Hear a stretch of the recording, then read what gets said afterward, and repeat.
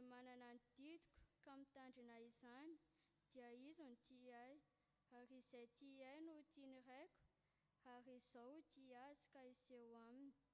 Hoy Jodasy tsy Iskariota taminy: Tompoko, nahoana no aminay ihany no isehonao fa tsy amin'izao tontolo izao koa?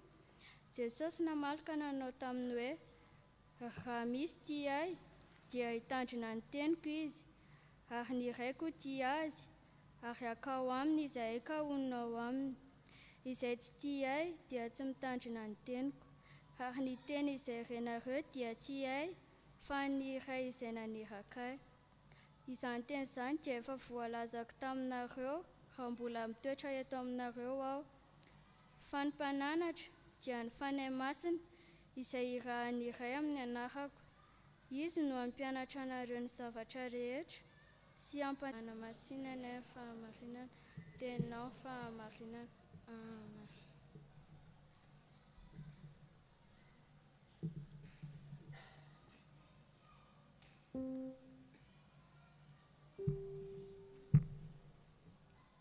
Dia mbola hiary vavaka tsika tompoko.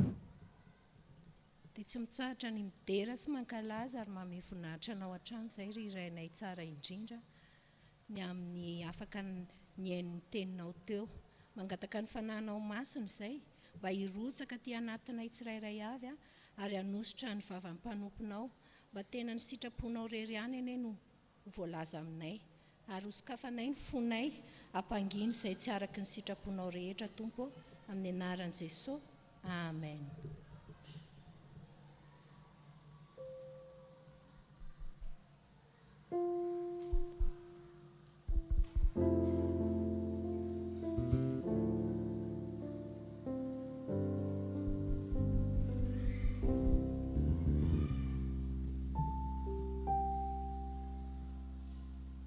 Mahazo toerana ianareo.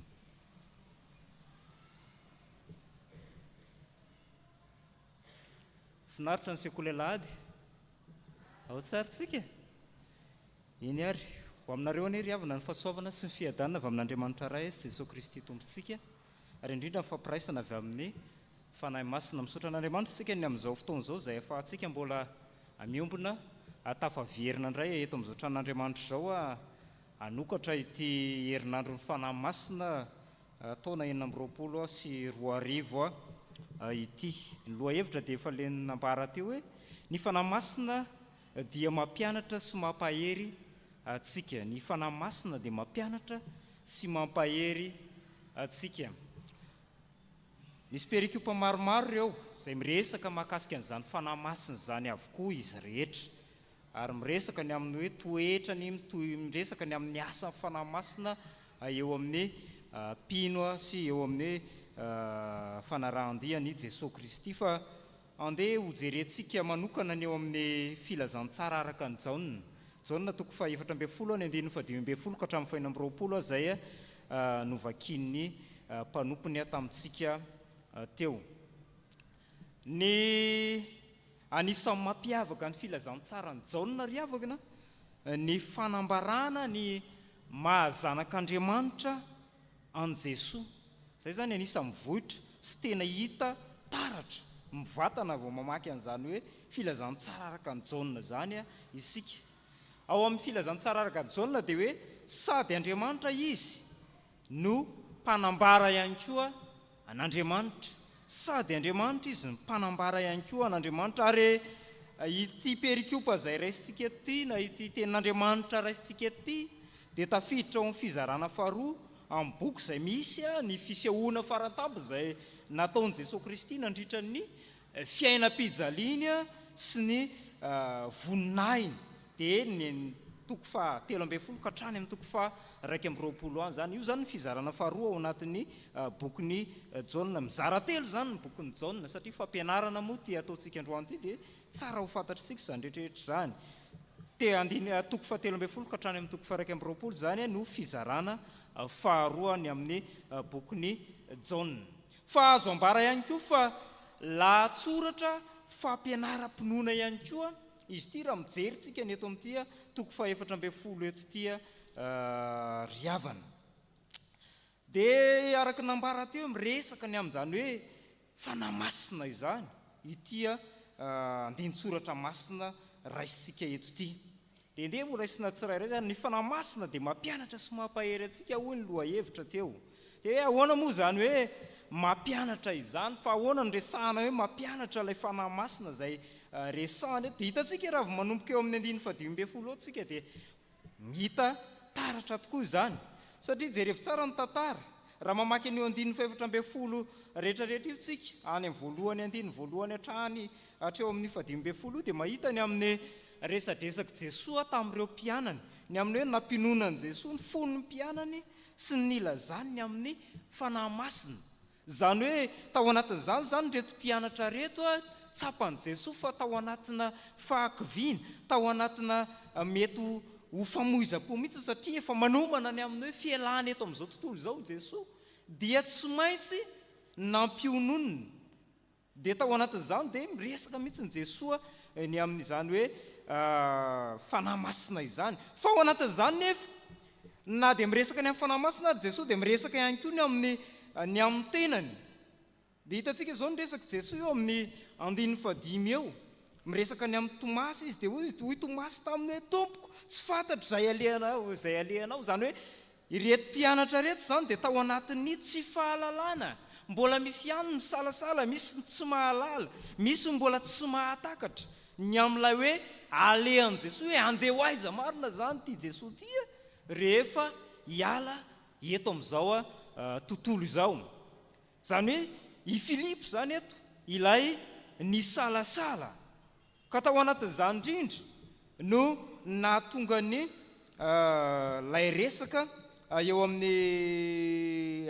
15 indray izy 15 hoy Filipo taminy tompoko asehoy anay ny ray ndresaka tery Tomasy dia aty indray koa Filipo dia mbola niteny tompo asehoy anay ny ray dia ampy anay zany hoe tao anatina fikorontanana tsy fahalalana tao anatina fisalasalana ireo mpianatra rehetra mahakasika ny amin'ny Jesosy araka nefa natsidikitsika tery am-boalohany dia miresaka ny amin'ny hoe Jesosy zanak'Andriamanitra miresaka ny amin'ny hoe Jesosy Andriamanitra itya latsoratra eto amin'ny 7 ka hatrany amin'ny faraky amin'ny 20 ity dia tafiditra amin'izany nefa 7 dia ao anatin'izany ry havana dia tsapany Jesosy tsara mihitsiny ny amin'ny tsy fahalalana izy ireo ary fantatry Jesosy satria i Jesosy lay mandinika ny voasy fo i Jesosy lay mahalala ny miafina zay any am-poniny tsirairay eto dia zany mahatonga anazy andeha hiteny antyteny eto amin'ny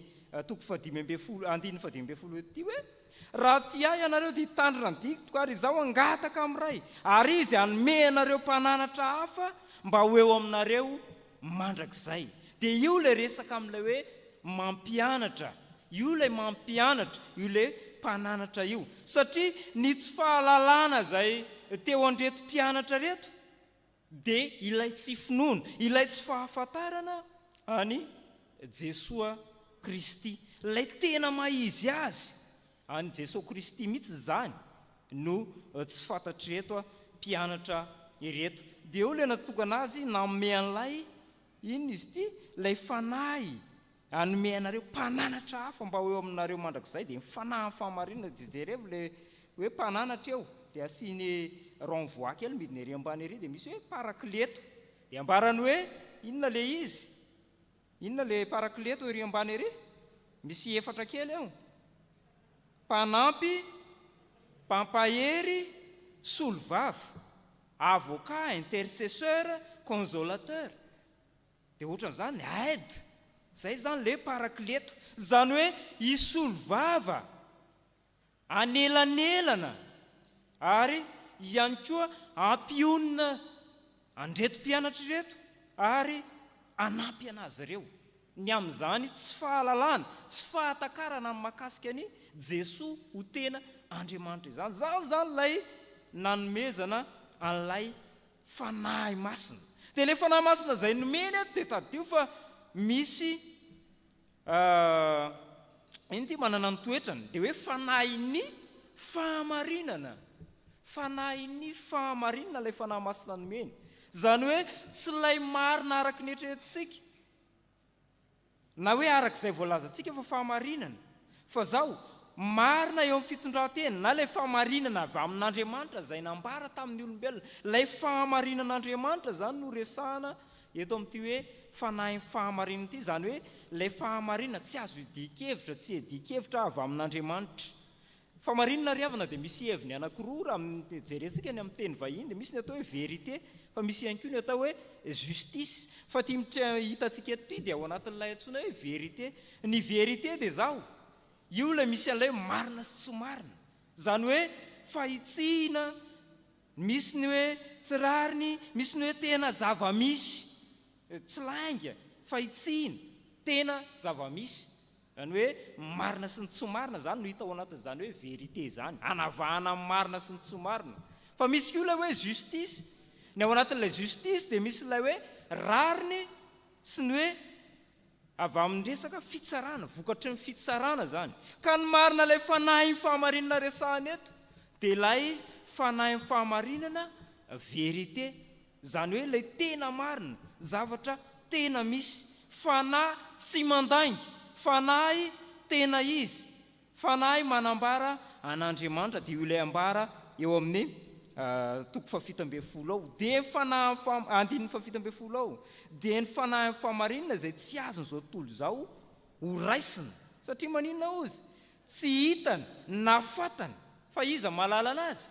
Ianareo no mahafantatra azy. Zay le izy, tsy azon'izao tontolo izao ho raisina. Dia ndeny jerentsika ny Korintianina 2:4 miresaka ny amin'izany hoe tsy azon'izao tontolo izao ho raisina. Korintianina 2:2 fa 4:20. Korintianina 2:4 ahoana mivaky ny any?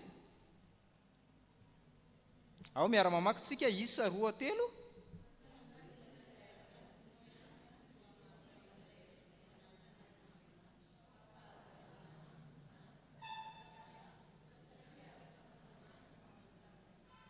Fa ny olona izay araka ny nofy ihany dia tsy mba mandray izay ihany fanahin'Andriamanitra, fa fahadalana aminy izany, sady tsy azony satria araka ny fanahy no amatarana izany.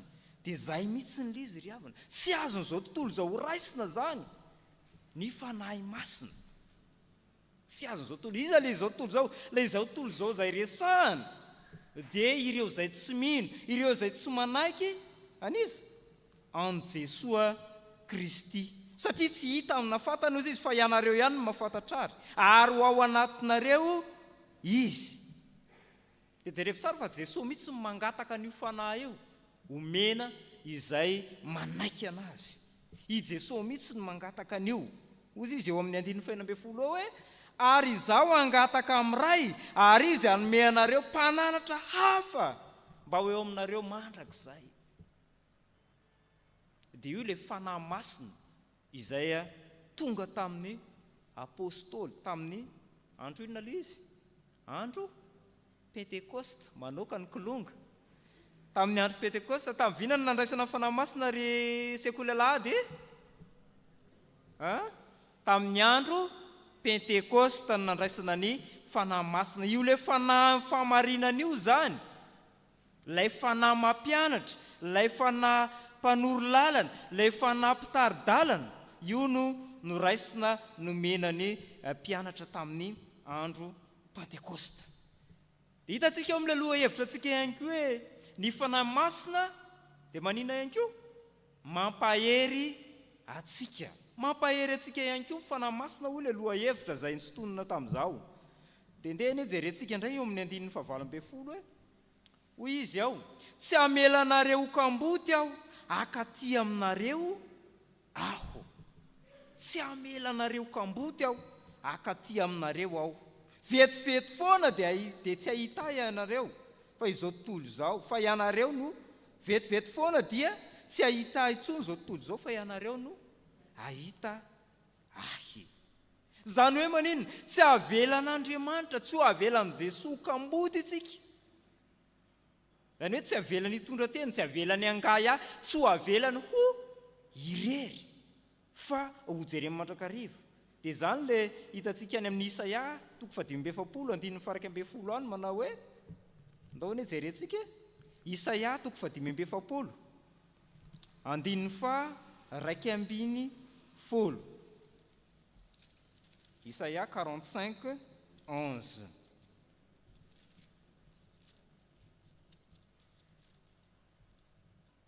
ahoana le vakiny any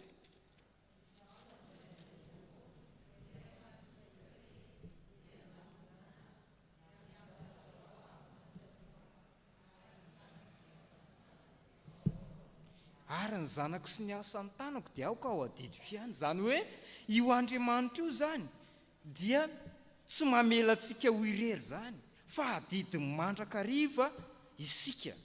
Dia zany mihitsy ty fampaherezana zay ataon' Jesosy ety, tsy hamela antsika ho kamboty izy, tsy hamela antsika ho irery izy.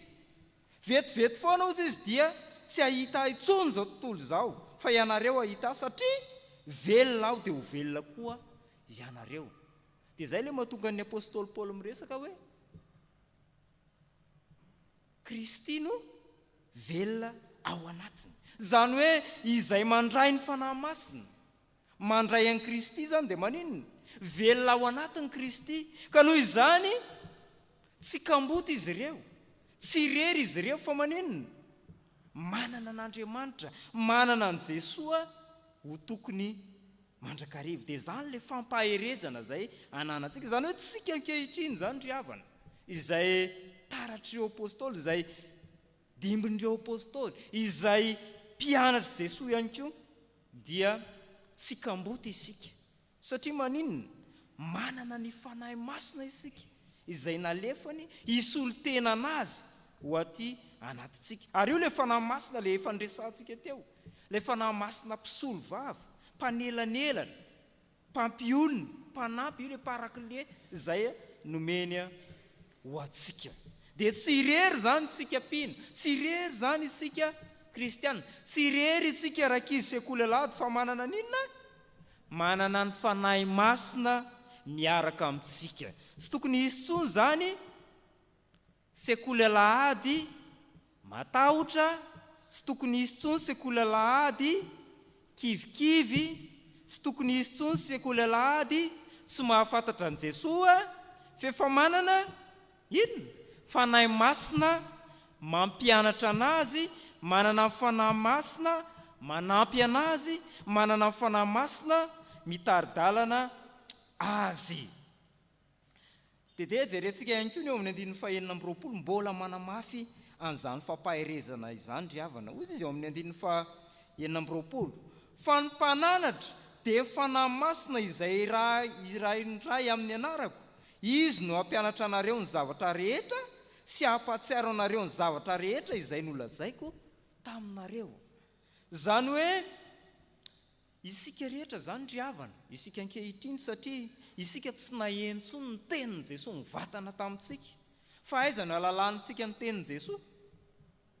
Ao amin'ny soratra masina na ny Baiboly. Dia zao io fanahy masina io zany no ampatsiahy antsika mandrakarivany amin'izany hoe tenin' Jesosy izay ambarany amintsika izany.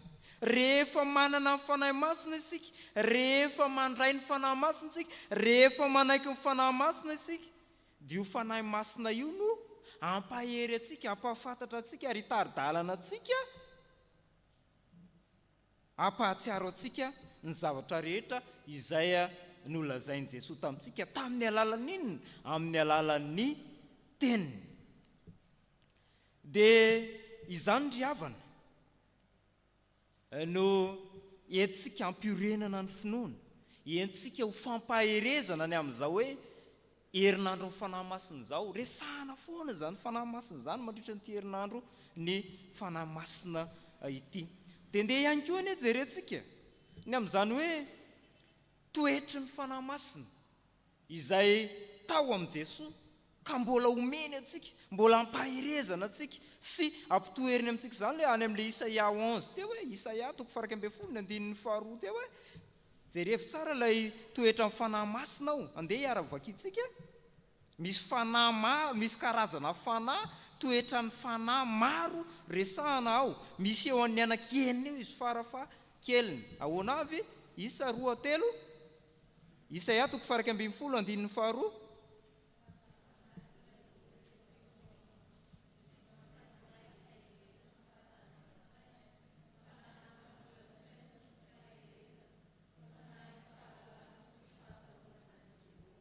Reto avy zany le izy. Fanahy n'inona voalohany? Fahendrena. Faharoa, fahazava-tsaina. Fahatelo, fanoloran-tena. Fahaefatra, faherezana. Fahadimy, fahalalana. Fahaenina, fatahorana an Jehova. Ao zay zany lay fanahy zay tao am Jesosy, nomeny an Jesosy, meny le solofon Jesosy le resaka eto. Fa zao io fanahy io natao in Jesosy io nomeny atsika, nomeny atsika io fanahy io. Ozy izy izaho angataka eo le 140 tao amin'ilay liko teo, ary izaho angataka amin'ray ary izy anome anareo mpananatra hafa dia mba ho eo aminareo. Io fanahy io zany nomeny atsika, reo fanahy rehetrarehetra karazana fanahy reo. Dia zany ry havana no mahatonga atsika hoe miamahery isika ary lasa mahay isika, satria fanahy fahendrena nomena atsika, fanahy fahazava-tsaina nomena atsika, fanahy ny faherezana nomena atsika, fanahy fanoloran-tsaina nomena atsika, fanahy fahalalana nomena atsika, fanahy fatahorana an Jehova nomena atsika. Inona indray ny andrasa atsika? Inona indray ny mahory atsika? Raha zany rehetrarehetra zany atao anatsika, dikan'izay mahery isika. Ry sekoly Alahady malala, ry ray aman-dreny malala ny sekoly Alahady, andeha isika anaiky, hiara anaiky an'izany fanahy masina izany, hiasa ty anatitsika.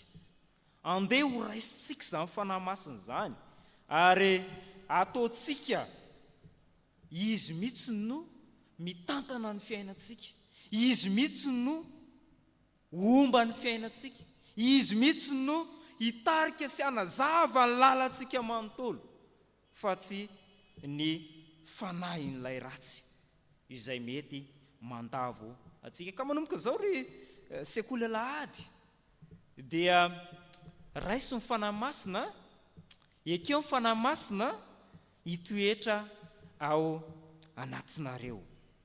Aza lavina izy, aza atao tsinotsinona izy, fa ekeo mba hampianatra anareo, ekeo mba ho pampahery anareo. Ary indrindra ihany koa atsika fiangonana dia ho atsika ihany koa izany hafatra izany. Ny fanahy masina zay miasa atao anatin'ny fiangonana, miasa ny amponiny tsirairay, dia mangataka atsika ary miandry atsika Jesosy ekeo ny fanahy masina izay natolony ho atsika mba hitaridalana atsika mandrakariva. Man'Andriamanitra irery ny voninahitra ho amintsika kosa izany hafatra izany.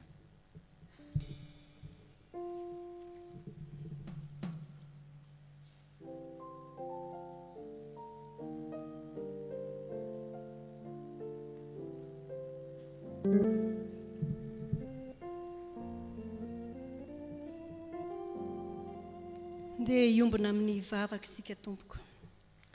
Andriamanitra, masiny ianao ka mankahala ny ratsy rehetra, mahatsiaro menatra sy mangay ahy izahay manoloana ny sitraponao, mahatsiaro ny adisoanay izahay satria ninitsy nakantony teninao, koa mifona aminao izahay ny amin'ny fahotanay.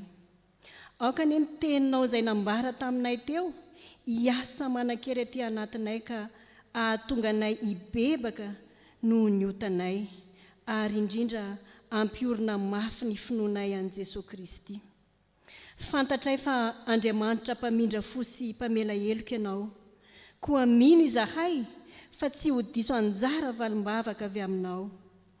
Tehirizo izahay fanahy masina mba homendrika anao isanandro, ary mampianaranay, anananay fahendrena sy fahazavan-tsaina, ary tahotra anao Jehova rainay. Tononinay ny vavaka amin'ny anaran'ny ray zanaka Fanahy Masina. Amen. Ry ava-malala, isika rehetra dia samy tsy nahatanteraka ny sitrapon'Andriamanitra avokoa.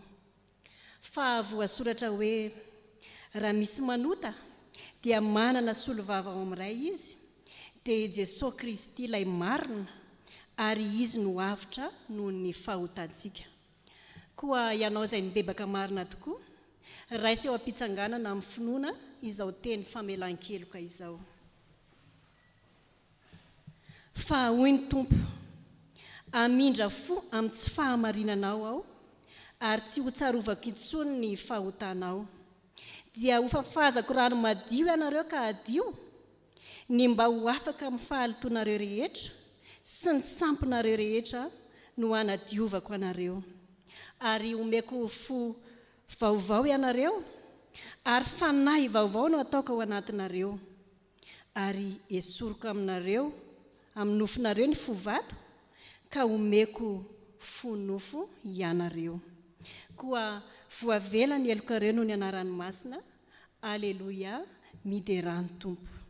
Sambatra ny olona izay voavela ny elony sy voasarona ny fahotany. Sambatra ny olona izay tsy sain'i Jehovah eloka ary tsy misy fitaka ny fanahiny. Amen. Petraka isika fiangonana. Andesika ry havana anavao ny fanoloran-tenantsika amin'ny alalan'ny rakitra. Koa ny hira fifoazana laharana 70 no andeha iarahantsika midera, ny andininy voalohany, ny faharoa ary ny fahatelo.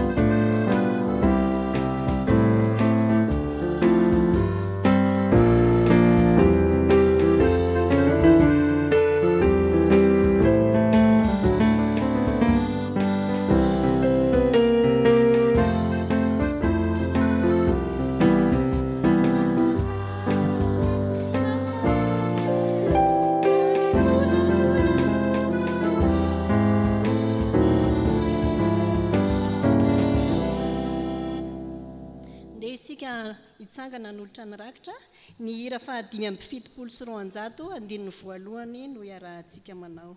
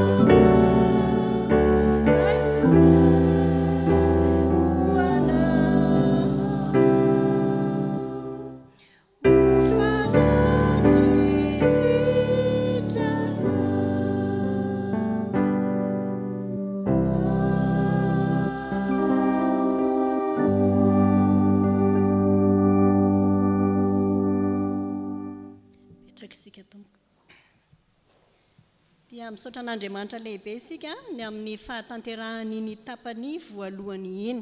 Hiditra amin'ny tapany faharoa isika dia ny 4 ankira iarahana amin'ny reto zanakitsika reto ny ao amin'ny sampana sekoly Alahady.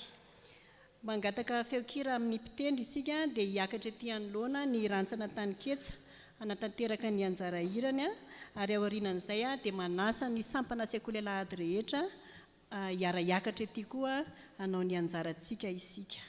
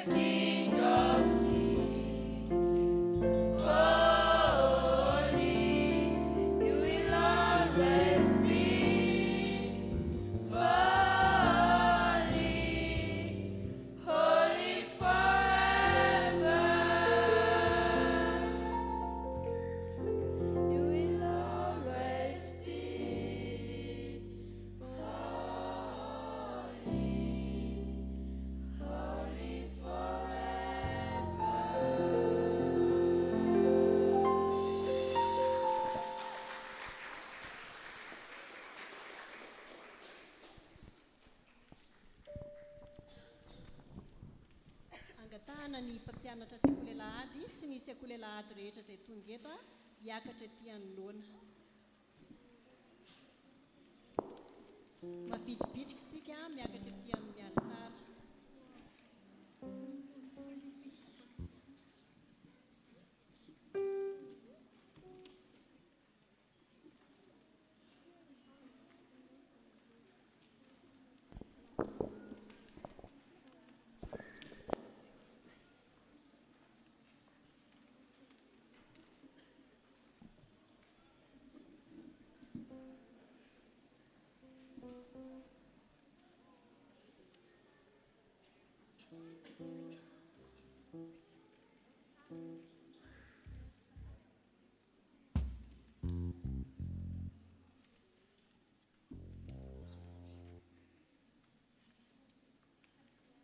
Ao aorianan'ity hira izay marananay ny anjaranay ity dia mangataka ny mpitandrontsika ametraka ny tsodrano.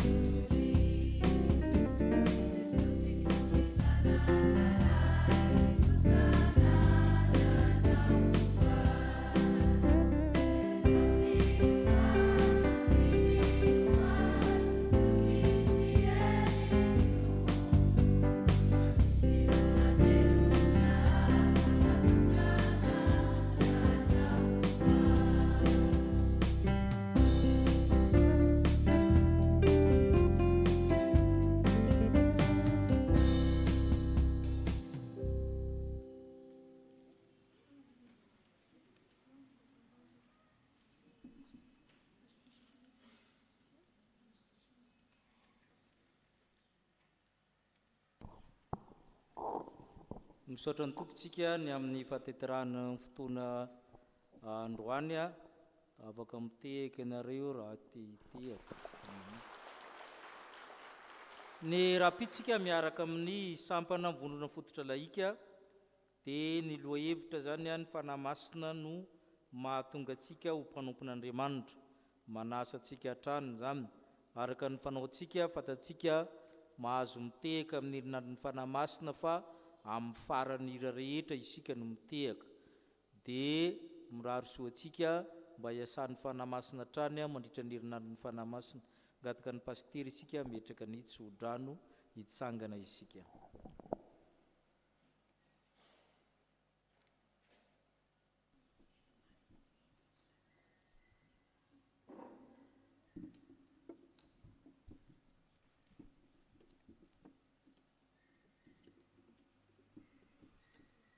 Raisiny tsodrano izay tononona amin'ny anaran'i Jesosy Kristy Tompo fa ho tanteraka amintsika izany. Andriamanitra ny fiadanana masina anareo samy tanteraka, aoka arovana avokoa ny fanahinareo sy ny ainareo ary ny tenanareo ho tanteraka ka tsy hanatsiny amin'ny fiavian'i Jesosy Kristy Tompontsika, mahatoko izay niantso anareo sady izy ihany no hanefa izany. Amen. Mipetrary havana mivavah mangina.